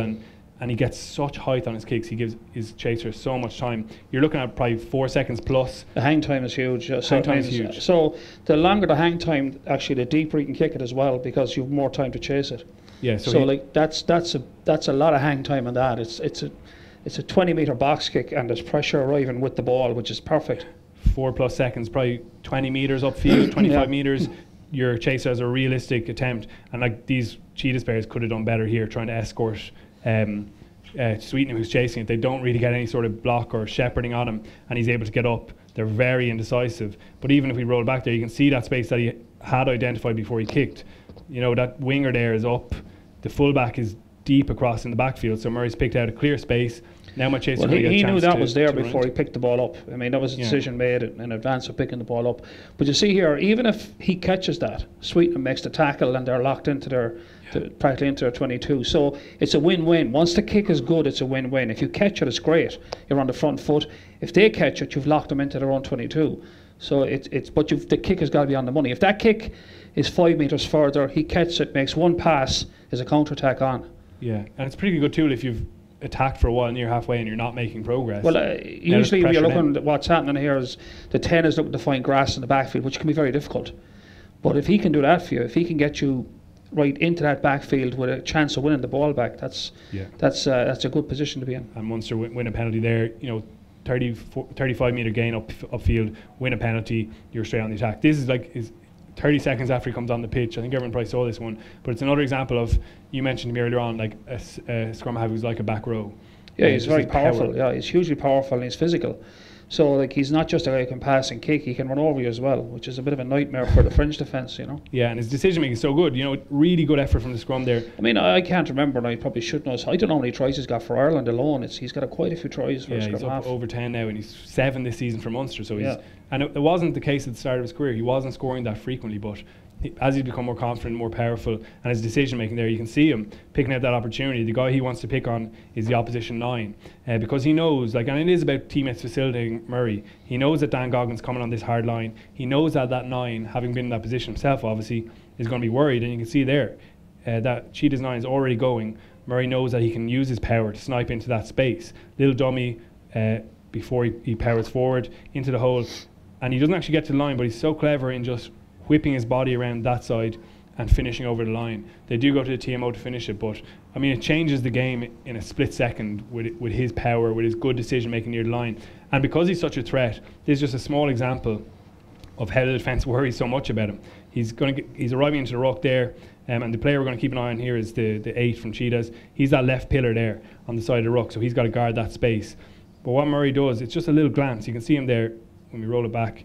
He's making that little glance left. Now this guy on the right hand side of the ruck he's shitting himself. He's like, oh, Conor Murray's coming at me, and he's calling for support. That pillar, the pillars should never really leave their position. No. He's going to go as soon as he goes. Murray waits, bides his time. He sees him make that move, and that's when the pass goes. He doesn't even snipe himself. He has to go because Munster have an attacker. That's a 2-on-1 there, so he is right to panic. Yeah. He's in trouble because Munster have a winger. He's right to shit himself. Yeah, and he's got to go, but what's got to happen is when he goes, fold in. He's got to push in, or he's got to get out. But you see Munster hold him in. Yeah. Smart play. But he's got to push over straight away. But Murray sees it a mile off. Yeah, and Jack O'Donoghue just, again, we talk about forwards footwork, just getting into that space where the 8 is vacated. And they don't make a big gain line, but it's a simple little look from Conor Murray that's like, well, it's a big gain line because you're 5 metres out. Like the value of real estate changes as you get near the goal line. You know. Yeah, teasing the defence. So yeah, he's so important to Munster in so many different ways. Brilliant player. 100%. We're going to get predictions for Munster and Leinster in a moment. We're going to take your questions first of all. So if we can get a microphone down to the kind folks here. If you have a question, just put up your hand. In the meantime, while we're getting that set up, we were sent an interesting photograph from the year 1998 recently, Eddie. It was the Galway senior football team that won the All-Ireland. They beat Kildare in the All-Ireland final. I think it was 114 to 110 that day in Croke Park. I don't know if you could spot any... I did not play in that game. What was the story? Because I wouldn't have known you were involved at that stage at all with the Galway footballers. This is at the reunion last week, was it? I was a strength and conditioning coach. Right. From afar. I was actually working in America and I was writing their fitness programs from. I used to beat them in the winter, do their weight sessions, set them up, and then in the summer when I was away and they were doing mainly running. And I go back 20 years, so but I used to write all their fitness programs for them, and John O'Mahony was able to implement them. So they didn't like me because I used to run them into the ground, Talking about during the week, John O'Mahony did a meeting of that football team. You were mentioned quite a lot. They were. You were mentioned quite a lot. Oh yeah. That was at that function actually. That was. It was the 20-year anniversary, was it? 20-year anniversary. That wasn't 20 years ago. But as you can tell, some of them are quite bald. But that was taken last weekend. But that was the Galway team of 20 years ago. And the other guy there who was involved, can you see him, is Tommy Gorman was involved. He used to do the video analysis because he was working in Sligo at the time, and he used to video games and cut them. He was working with one of the newspapers in Sligo, so there was we were kind of like the Secret Service. We weren't seen, but we used to have an impact, But that was the reason for that. As I did the strength and conditioning, that was it. Fair enough. I suppose it's something that we've seen now probably implemented in GA a lot more. Like you've got Bernard Dunn working with the Dubs and things like that. Yep. People coming in from the outside. Fair play. We'll take questions there. So there is a Leinster jersey on offer, and I have to remind you, just that Bank of Ireland are proud to announce the Irish Heart Foundation as a shared sponsor for an upcoming Pro 14 games. So we'll take your questions for the lads if anybody has any, and we'll get Eddie to pick the best one for the Leinster jersey. No questions. So this is going to be awkward. A gentleman here and a gentleman here. It always takes a couple to kick things off. And where do you see Tyg Byrne fitting in when he starts playing for Ireland? It's obviously very hard to drop by either Ryan or Henderson, and then the back row is obviously. I don't think you can see it like that. He'll go in and you don't get into the team and you take up a position, you hold it forever. He'll become part of the squad. He'll become a go-to guy, I think, in the second row. And it's going to be a tough precinct to break into. when you see the calibre of players that are there. But I think he's going to find himself in those precincts, and then it's up to himself. You got to deliver. But it's just about getting your foot in the door and making a statement. And I think he's done that now in a sense. I'll be amazed if he doesn't go to Australia. Yeah, I expect him in that squad. Like it's hard to say. We don't know who's going to be injured. Like a guy like Ultan Dillane, who didn't feature in the Six Nations and has had probably a tough time off the pitch, has to come back into the mix as well, and certainly has a lot of improvement to go. So there's going to be loads of options there, definitely. But I think he's second row. Yeah, he's played a lot in the back row with Scarlets, but I think that's only been when they've had guys away on international duty. So. I think the Irish back row is too hard to get into anyway. You look at the calibre of players around the back row. It's probably a better chance of making it into the lock position. Is it is it the case as well though that we've seen, particularly I suppose with Leinster, but it probably applies to Ireland as well, where it's rare you're going to have all of the options fit, and while one is out, you can cement your place for at least a few months. Maybe you pick up a knock, then somebody else comes in, and it's just a sort of it's almost a conveyor belt, like. Yeah, that has been the case, hasn't it? Like, Van der Fleer starts. This year on the Six Nations, like Van der Fleer starts, and then we've had a lot of guys that come in and play, But Rhys Ruddock is always a forgotten man. I feel he gets injured, he comes back, he's in red hot form, and it's like, geez, where's this guy been for the last? Yeah, the depth is very good. But the depth is huge now, and I think what we're seeing in the last few years is that the academies are really driving through the talent. They're starting to deliver, like in terms of the numbers of guys coming through the academies. I mean, the academy started 10 or 15 years ago. They were just getting set up. They were finding their feet. They're now actually delivering the product. And to be fair, the schools game as well is such high calibre at the moment that they're going into the academies and everything's ratcheted up. I mean, I remember when I coached the Irish under 20s 20 years ago, they looked like schoolboys who got out of school last year. I was in Donnybrook when the under 20s played Italy this year, and they all looked like they could play professional rugby in the morning. They looked just like really just ramped up physically. And you see someone like Larmour, who's like an extraordinary athlete, but they're all a product of the academy and the schools game. Fair enough. Gentleman up the front here. I know you've done marvellous analysis of Clonefley and Racing Metro, but do you think that Leinster beating Saracens and Munster beating Toulon were a great side, that actually the two strongest teams, bar Leinster and Munster, have been beaten? Yeah, I think the thing you have to be careful is when you get to this point, it's knockout rugby, and if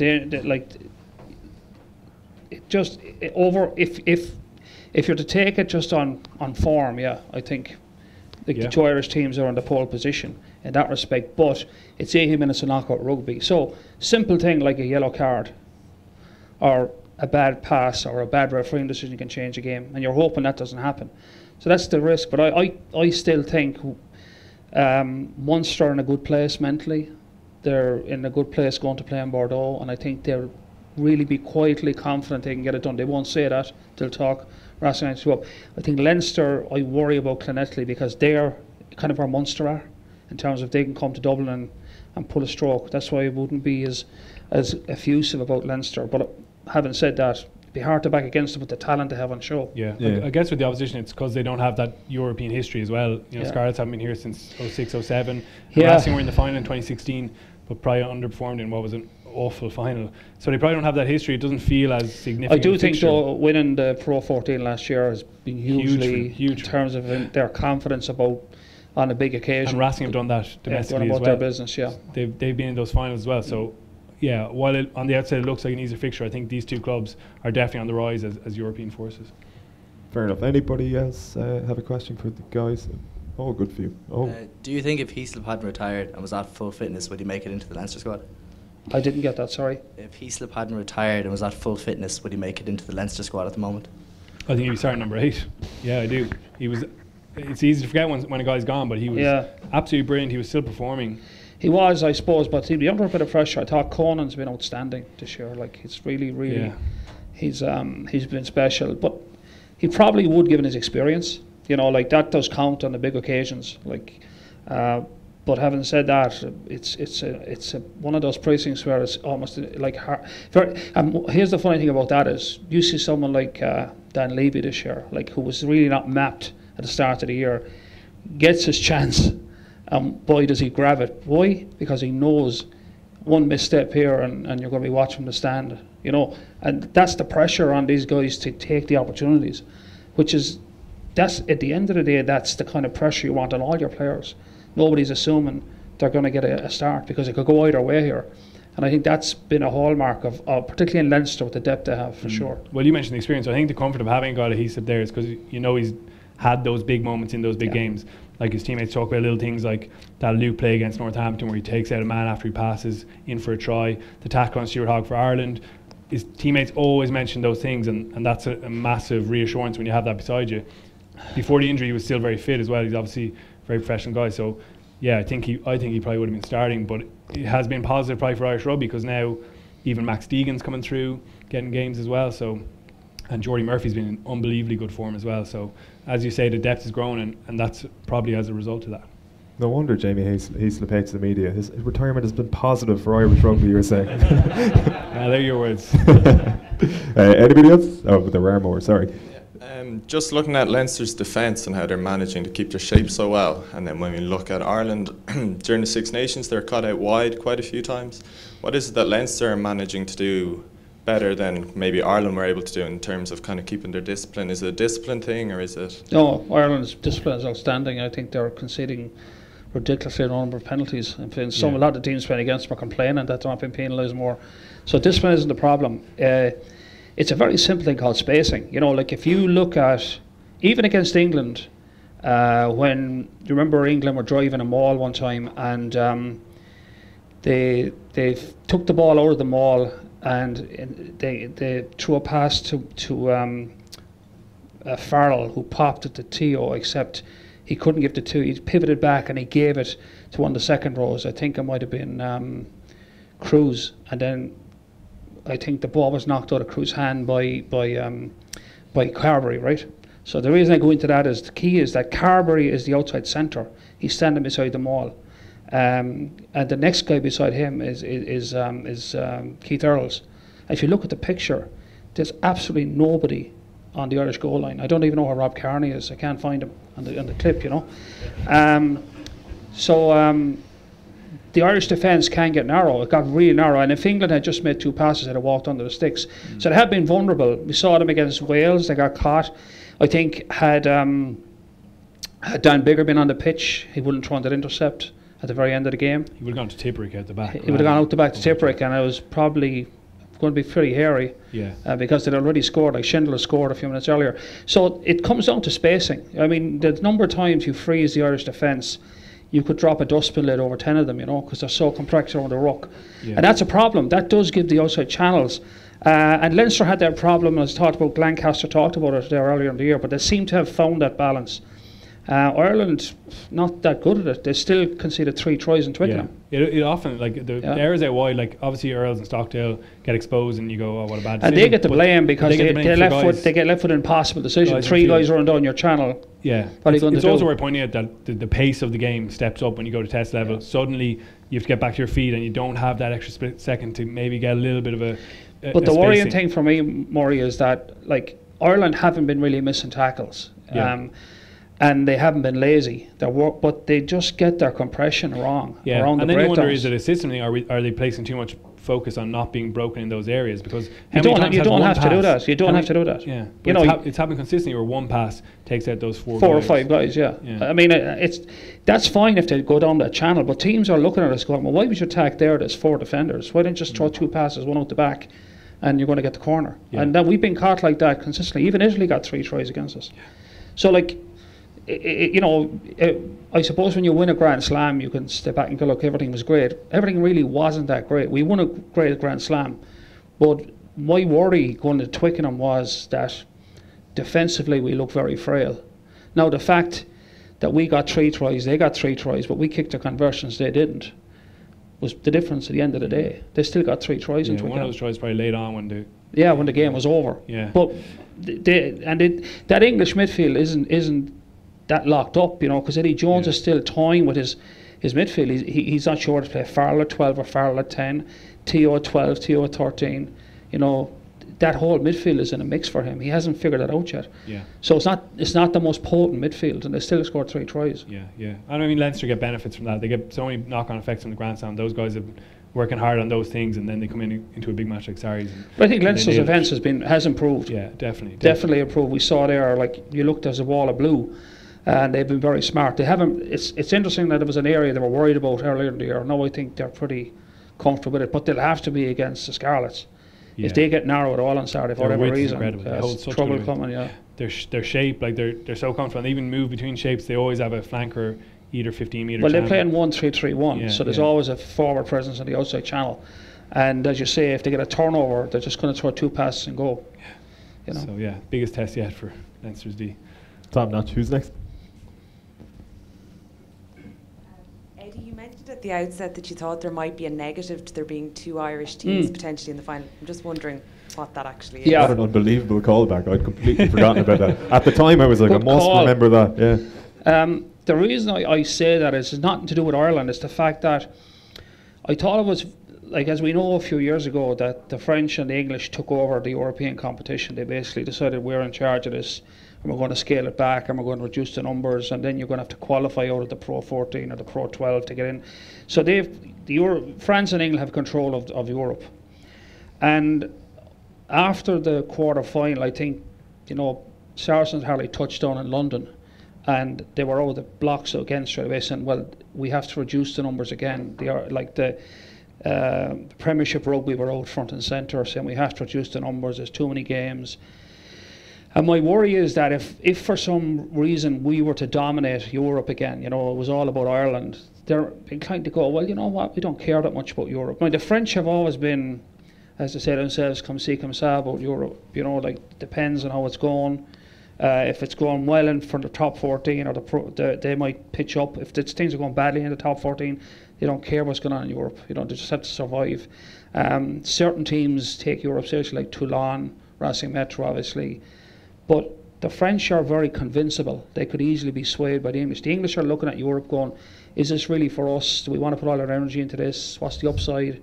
And then when Saracens come to Dublin and get sent packing, my worry is that France and England say, well, no, Europe's not that important anymore because we're not winning it anyway, and it's a pain in the backside. We've got to look after our own backyard, focus on the Premiership, make sure there's not too many games.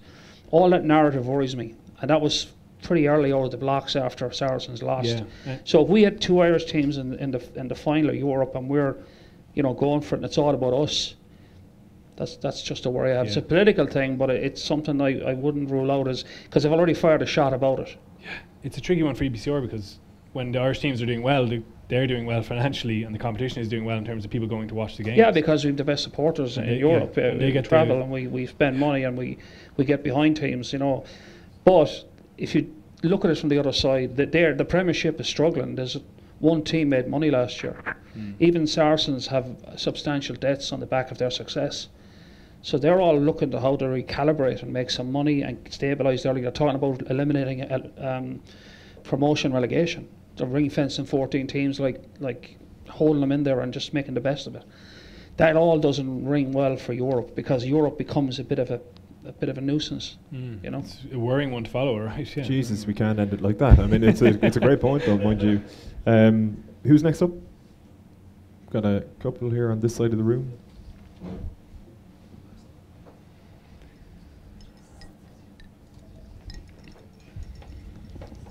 Yeah, regarding strength and depth, we've heard a lot the last number of years about Leinster. They've 3 players in each position. Just looking at Munster, in my opinion, they're missing 4 of their backs against Toulon. How well do you think Leinster and Munster have coped, and possibly Leinster coping without McGrath, Lowe, O'Brien? Well, definitely, we basically said this weekend. How impressed have you been with Munster and Leinster coping with their injuries this season? I think Leinster are better equipped. I think they just have more players at the moment. Like Munster are a bit skinnier, and I think the key for the Toulon game was that they got Rory Scannell on the field, they got Conway on the field, they got Zebo on the field. Like, I think they would struggle without those guys more than Leinster. Leinster seem to have more strings in their bow, so I think Leinster have a little more depth. But having said that, I probably said this a couple of times earlier, but I think Scannell is a phenomenal player. I mean, I just think he's hugely underrated. I thought he's a guy who's really, really got everything that you need, and I'd love to see him play more outside centre because I think he's got that. Yeah. I don't want to kind of put the hex on the guy, but there's something about him that reminds me of O'Driscoll, and his work rate, his energy, his passing skills, his toughness. He's a really good player, but he's key to Munster, I think, actually. If Munster were to lose him, I think things get very tricky for them, because I think he's at the heart of a lot of good things that happen at Munster. But I think there is good depth in Leinster, very good depth. Munster not so much. And I think if that were to happen to a couple of players like Zebo, and I think Zebo will be gone is very sad, because I think he's going to be very hard to replace. Again, he's one of these guys who's got the X factor. He can, like, it wouldn't surprise me. You saw that tip on pass, like, who does that, you know? He could be the guy on Saturday that unlocks Racing, you know. He'll do something ridiculous, he'll spin out of a tackle and he'll put someone away. So, like, he's going to be a big loss, but what will happen was we'll use him, you know.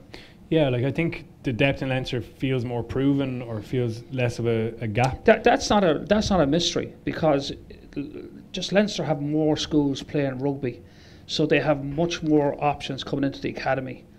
There's more competition to get in. Like, yeah, Munster have some great schools, but they don't have the same numbers. It's a numbers game, and that's really the truth of it. It's not that Munster are doing that particularly bad. They just don't have the volume of talent that Leinster have. Well, like, Scanlon's a good example of a guy who's come through the academy and now is an excellent player. It's just getting it more guys. But even if you look at the number of Leinster guys who are playing in the other provinces as well, that the overspill they're getting, like Jordy Murphy's gone off to Ulster, which is probably a smart move in terms of his career, in terms of playing. Like, he could easily get squeezed out next year in Leinster. So, like, I think that's where the strength of Leinster is in their depth, and I think Munster aren't doing anything wrong. It's just that the numbers are in their they're working hard. Like, a guy like Alex Wootton's doing pretty good when he's come in, and Calvin Nash. He's kind of a late developer, because I remember 4 years ago he was playing with Gary Owen and he was kind of involved in the sevens, and he didn't look like he was going anywhere. I mean, to be honest with you, I mean, but like somebody flipped a switch, or he flipped a switch. Got a chance. He got a run of games. Yeah, and he just took it. You know, and even like last year, a guy like Ron Mahoney was playing fantastic rugby, has been squeezed out. So there's a bit of competition there for sure, you know. And again, I think that goes back to my point about you're in a situation where if you get a chance, you better take it. Or someone else is going to take it off you. And that's what we used to talk years ago. We used to talk about the All Blacks being like that. That if you got picked for the All Blacks, you never give up your shirt, because you might never get it back again. Yeah. It's getting like that with Ireland now. Yeah, in a lot of positions. It's interesting to see them, RFU and Munster, supplement. So like Byrne, now that can be a better avenue, getting those guys back into the game. And also the Irish qualified guys, like Mike Haley is coming over, Addison's going up to Ulster. They're targeting those kind of players more as well. So anything to grow the depth is good, really, for Irish rugby. I know some people wouldn't maybe agree with guys who haven't grown up in our system or have played for England, Saxons coming over and trying to play for Ireland. But in a professional game, that's what they need to do. I think it's straightforward. If you're entitled to a passport, you should be able to play. I think they are Irish. But I am happier that they have pushed it out to 5 years on the residency rule. I think that's probably about right. I think 3 years to me always didn't feel right. So I think that's fair. But having said that, you've got to use the regulations. But I still think that in the overall picture, we've never been in better shape in terms of depth in the country, and I think that's, to be fair, back to the strength of the schools game in Ireland and the academies starting to kind of really streamline their process and deliver guys at a very young age in great fettle, both skills wise and particularly strength and conditioning. 100%. Take a couple more before we wrap. There's 3 to go. We might make you the last 3 if that's all right, because you do have to get home at some point. Sorry. On the depth of the squad, I suppose we do have good depth across most of our numbers, but we were talking about Conor Murray earlier, and the difference between that number 9 and the rest of our number 9s is so great. Do we think that they are putting things in place to prepare if he was to get injured? I think that's a good question, but I think the reason is you're comparing whoever's second to Conor Murray, and you can take your pick. You're comparing the second to Conor Murray to the best scrum half in the world. He's like, the odds of us having a guy that could challenge him at the moment are pretty slim, because I don't think anyone could challenge him. He's our best 9 ever. He's the best 9 ever. He's the best 9 in the world. So the guy who's number 2 to him, whether you want to mix, whether it's Marmion or it's Luke McGrath, I think Cooney's had a great year up in Ulster. But to be fair to them, they're still on. But Conor is so far ahead of everybody. So will we find another Conor Murray? I don't know. I'd like to. But it's unlikely. So the next guy up is probably not going to be as good, but he'd still be a very good scrum half. I think you're not comparing the average guy with an average guy. He's exceptional. I think on your point though, there does need to be an effort to get that guy a little bit closer. Luke McGrath was unlucky; he got injured after being on the bench for the first game. Yeah. And I think the Australia tour will be key for Carberry potentially at 10, and whichever those scrum halves he decide is next in line to get exposure against a tier 1 nation in a huge. I think the problem for Carberry still is the fact that he's behind Sexton and Leinster. Like if he's Ross Byrne at times. As well. Well, I think he's ahead of Ross Byrne because of his experience, and Ross Byrne is a very good player. But I got a bit of stick for this, but Carberry, if he's our number 210, he does have to play the big games. He should be starting next Saturday. You know, with the club he's with. If the club is in a big game, he should be starting. The truth of the matter is he's behind Johnny, understandably so. But in terms of going to the World Cup in 18 months' time, if Johnny gets injured and he has to start a big quarter-final game, you know, where is he in that? That's not giving out about him. He's a fantastic player. But in terms of him being best prepared to step on the world stage and deliver under huge pressure, he probably needs to be playing at the top end week in, week out, and in these big games where, you know, there's no hiding place. You know, that's where he needs to hone his skills. And when he's behind Johnny, it's very hard for him to do that. The opportunities don't arise. There's no question that Carberry will start next weekend. Yeah, I think that's the challenge for Schmidt. Just been depth everywhere else, and now just to get those guys a little bit closer. Yeah. Cool. We've got 2 more before we wrap. Out of the current crop of young Irish players, is there anyone who stands out that could go on to be the next Brian O'Driscoll or Paul O'Connell, or a player of that sort of stature, I guess? Well, now that you mentioned 2 of them, I think Carberry is in definitely what I've seen. He's in the same trajectory as O'Driscoll. You know, if he's lucky with injuries, I think James Ryan could be Paul O'Connell material as well. I do think that they're just what it strikes me about them, which struck me about O'Connell and O'Driscoll when they started, was that when they were seamless in their transition to the top end of the game, there was no hiccups, and they seemed comfortable when they took the big stage. Like Carberry, to me, has made limited number of mistakes, tiny number of mistakes in his big appearances. And I think Ryan, watched him under 20s, I thought he was outstanding, and I was saying, well, can he make the step? You know, he made the step. So they're the 2 guys I think at the moment that you're looking down the track, and in World Cup 23 they could be your 2 key guys. You know, I think even looking back a little bit further, 20s crop at the moment, the guy who didn't play in the Six Nations was Caelan Doris, who's an exceptional prospect at number 8. He'll be back for the World Cup. He actually made his comeback. Deegan's recently. been outstanding as well this year. Yeah, he has been. Another under-20s guy, Angus Curtis, who's slightly underrated up in Ulster. Know his dad well. Came from of course. His dad played for Ireland back in the '91 World Cup. Yeah, he played for Connacht as well. Yeah. So there's a couple other guys on those underage teams, even 19s level. There's a couple, and Jack O'Sullivan from Munster did really well in Doris's absence. So there is a nice pipeline of guys coming through there as well. Absolutely. One more. The back there, Gentleman down the back. You touched on it there about Carberry getting more game time. There's talks of the RFU working to get him into Munster or Ulster. Do you think it'd be a good move for him? And if so, which province would be better for him? I think the provinces are pushing that a bit more. I think Munster especially have made the point that he could get a little bit more game time potentially down there, and Ulster obviously as well now need a 10. So yeah, it depends on where one wants to see. Like I think Keighley has done very well, but Blendall has been injured, and Blendall probably in some ways might have been they would have seen the guy who would have led the charge this year, but he got injured and Keighley stepped up. So there's options there for him, but it's not. I think if he goes, it'd be good for him to stay in Ireland, because if he goes outside Ireland, the policy they have, he wouldn't be able to play for Ireland. The unofficial policy, as Ian Madigan found out.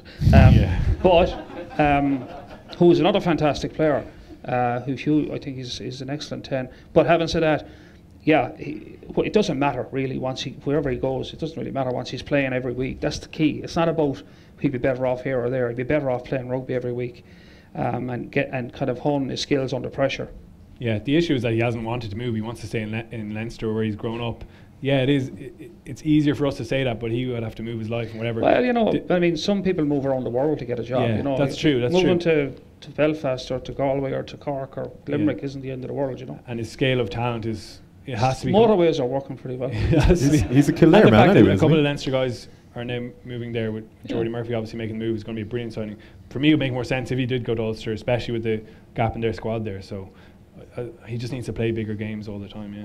Yeah, for sure. Well, thanks a million for your questions. We'll get your predictions then, guys, for the weekend, and then we'll pick a winner for the jersey. I have all the questions logged here, so our memories won't be tested too harshly. We'll start with Leinster then, at home to the Scarlets. Murray, what do you reckon? Yeah, I think Leinster, for the reasons we've mentioned, they've improved. They're a more complete force. I think they'll win by a try. I think they have enough scoring ability, and their defence has been really good. So yeah, I think Leinster will be in that final. Eddie? I'll make it easy for you. Be in an Ireland final. Oh, disaster for Europe, but glory for Ireland. It's out of my control. The Brexiteers will be going mad. But I think I agree with Murray. I think Leinster, it's been put up to them, but it's been put up to them all year. They've done it, and I think Munster, I have a sneaking feeling about Munster. They're not favourites, but I just in these situations I wouldn't back against them. Class. Well, we'll pick a winner for the Leinster jersey. Oh my God, there were a lot of questions, but they were really good questions. Will Tyke Byrne fit in for Ireland? Have Leinster and Munster already beaten the next best teams in the competition in knocking out Sarries and Toulon? Would a fit Jamie Heaslip get into the Leinster squad? Why are Leinster better at keeping defensive shape than Ireland? What's the negative to an All-Irish final? That was a really good callback. How impressed have you been? That's the question. That's the question. That's the one. We don't even need to go any further. No. Okay, well there you go. Very strategig question. It saved our bacon anyway, for sure. It was good. Yeah. Fair play. It was the woman at the back there. Will we do that? We'll give it to you in a second. Is that right? Perfect. Yeah.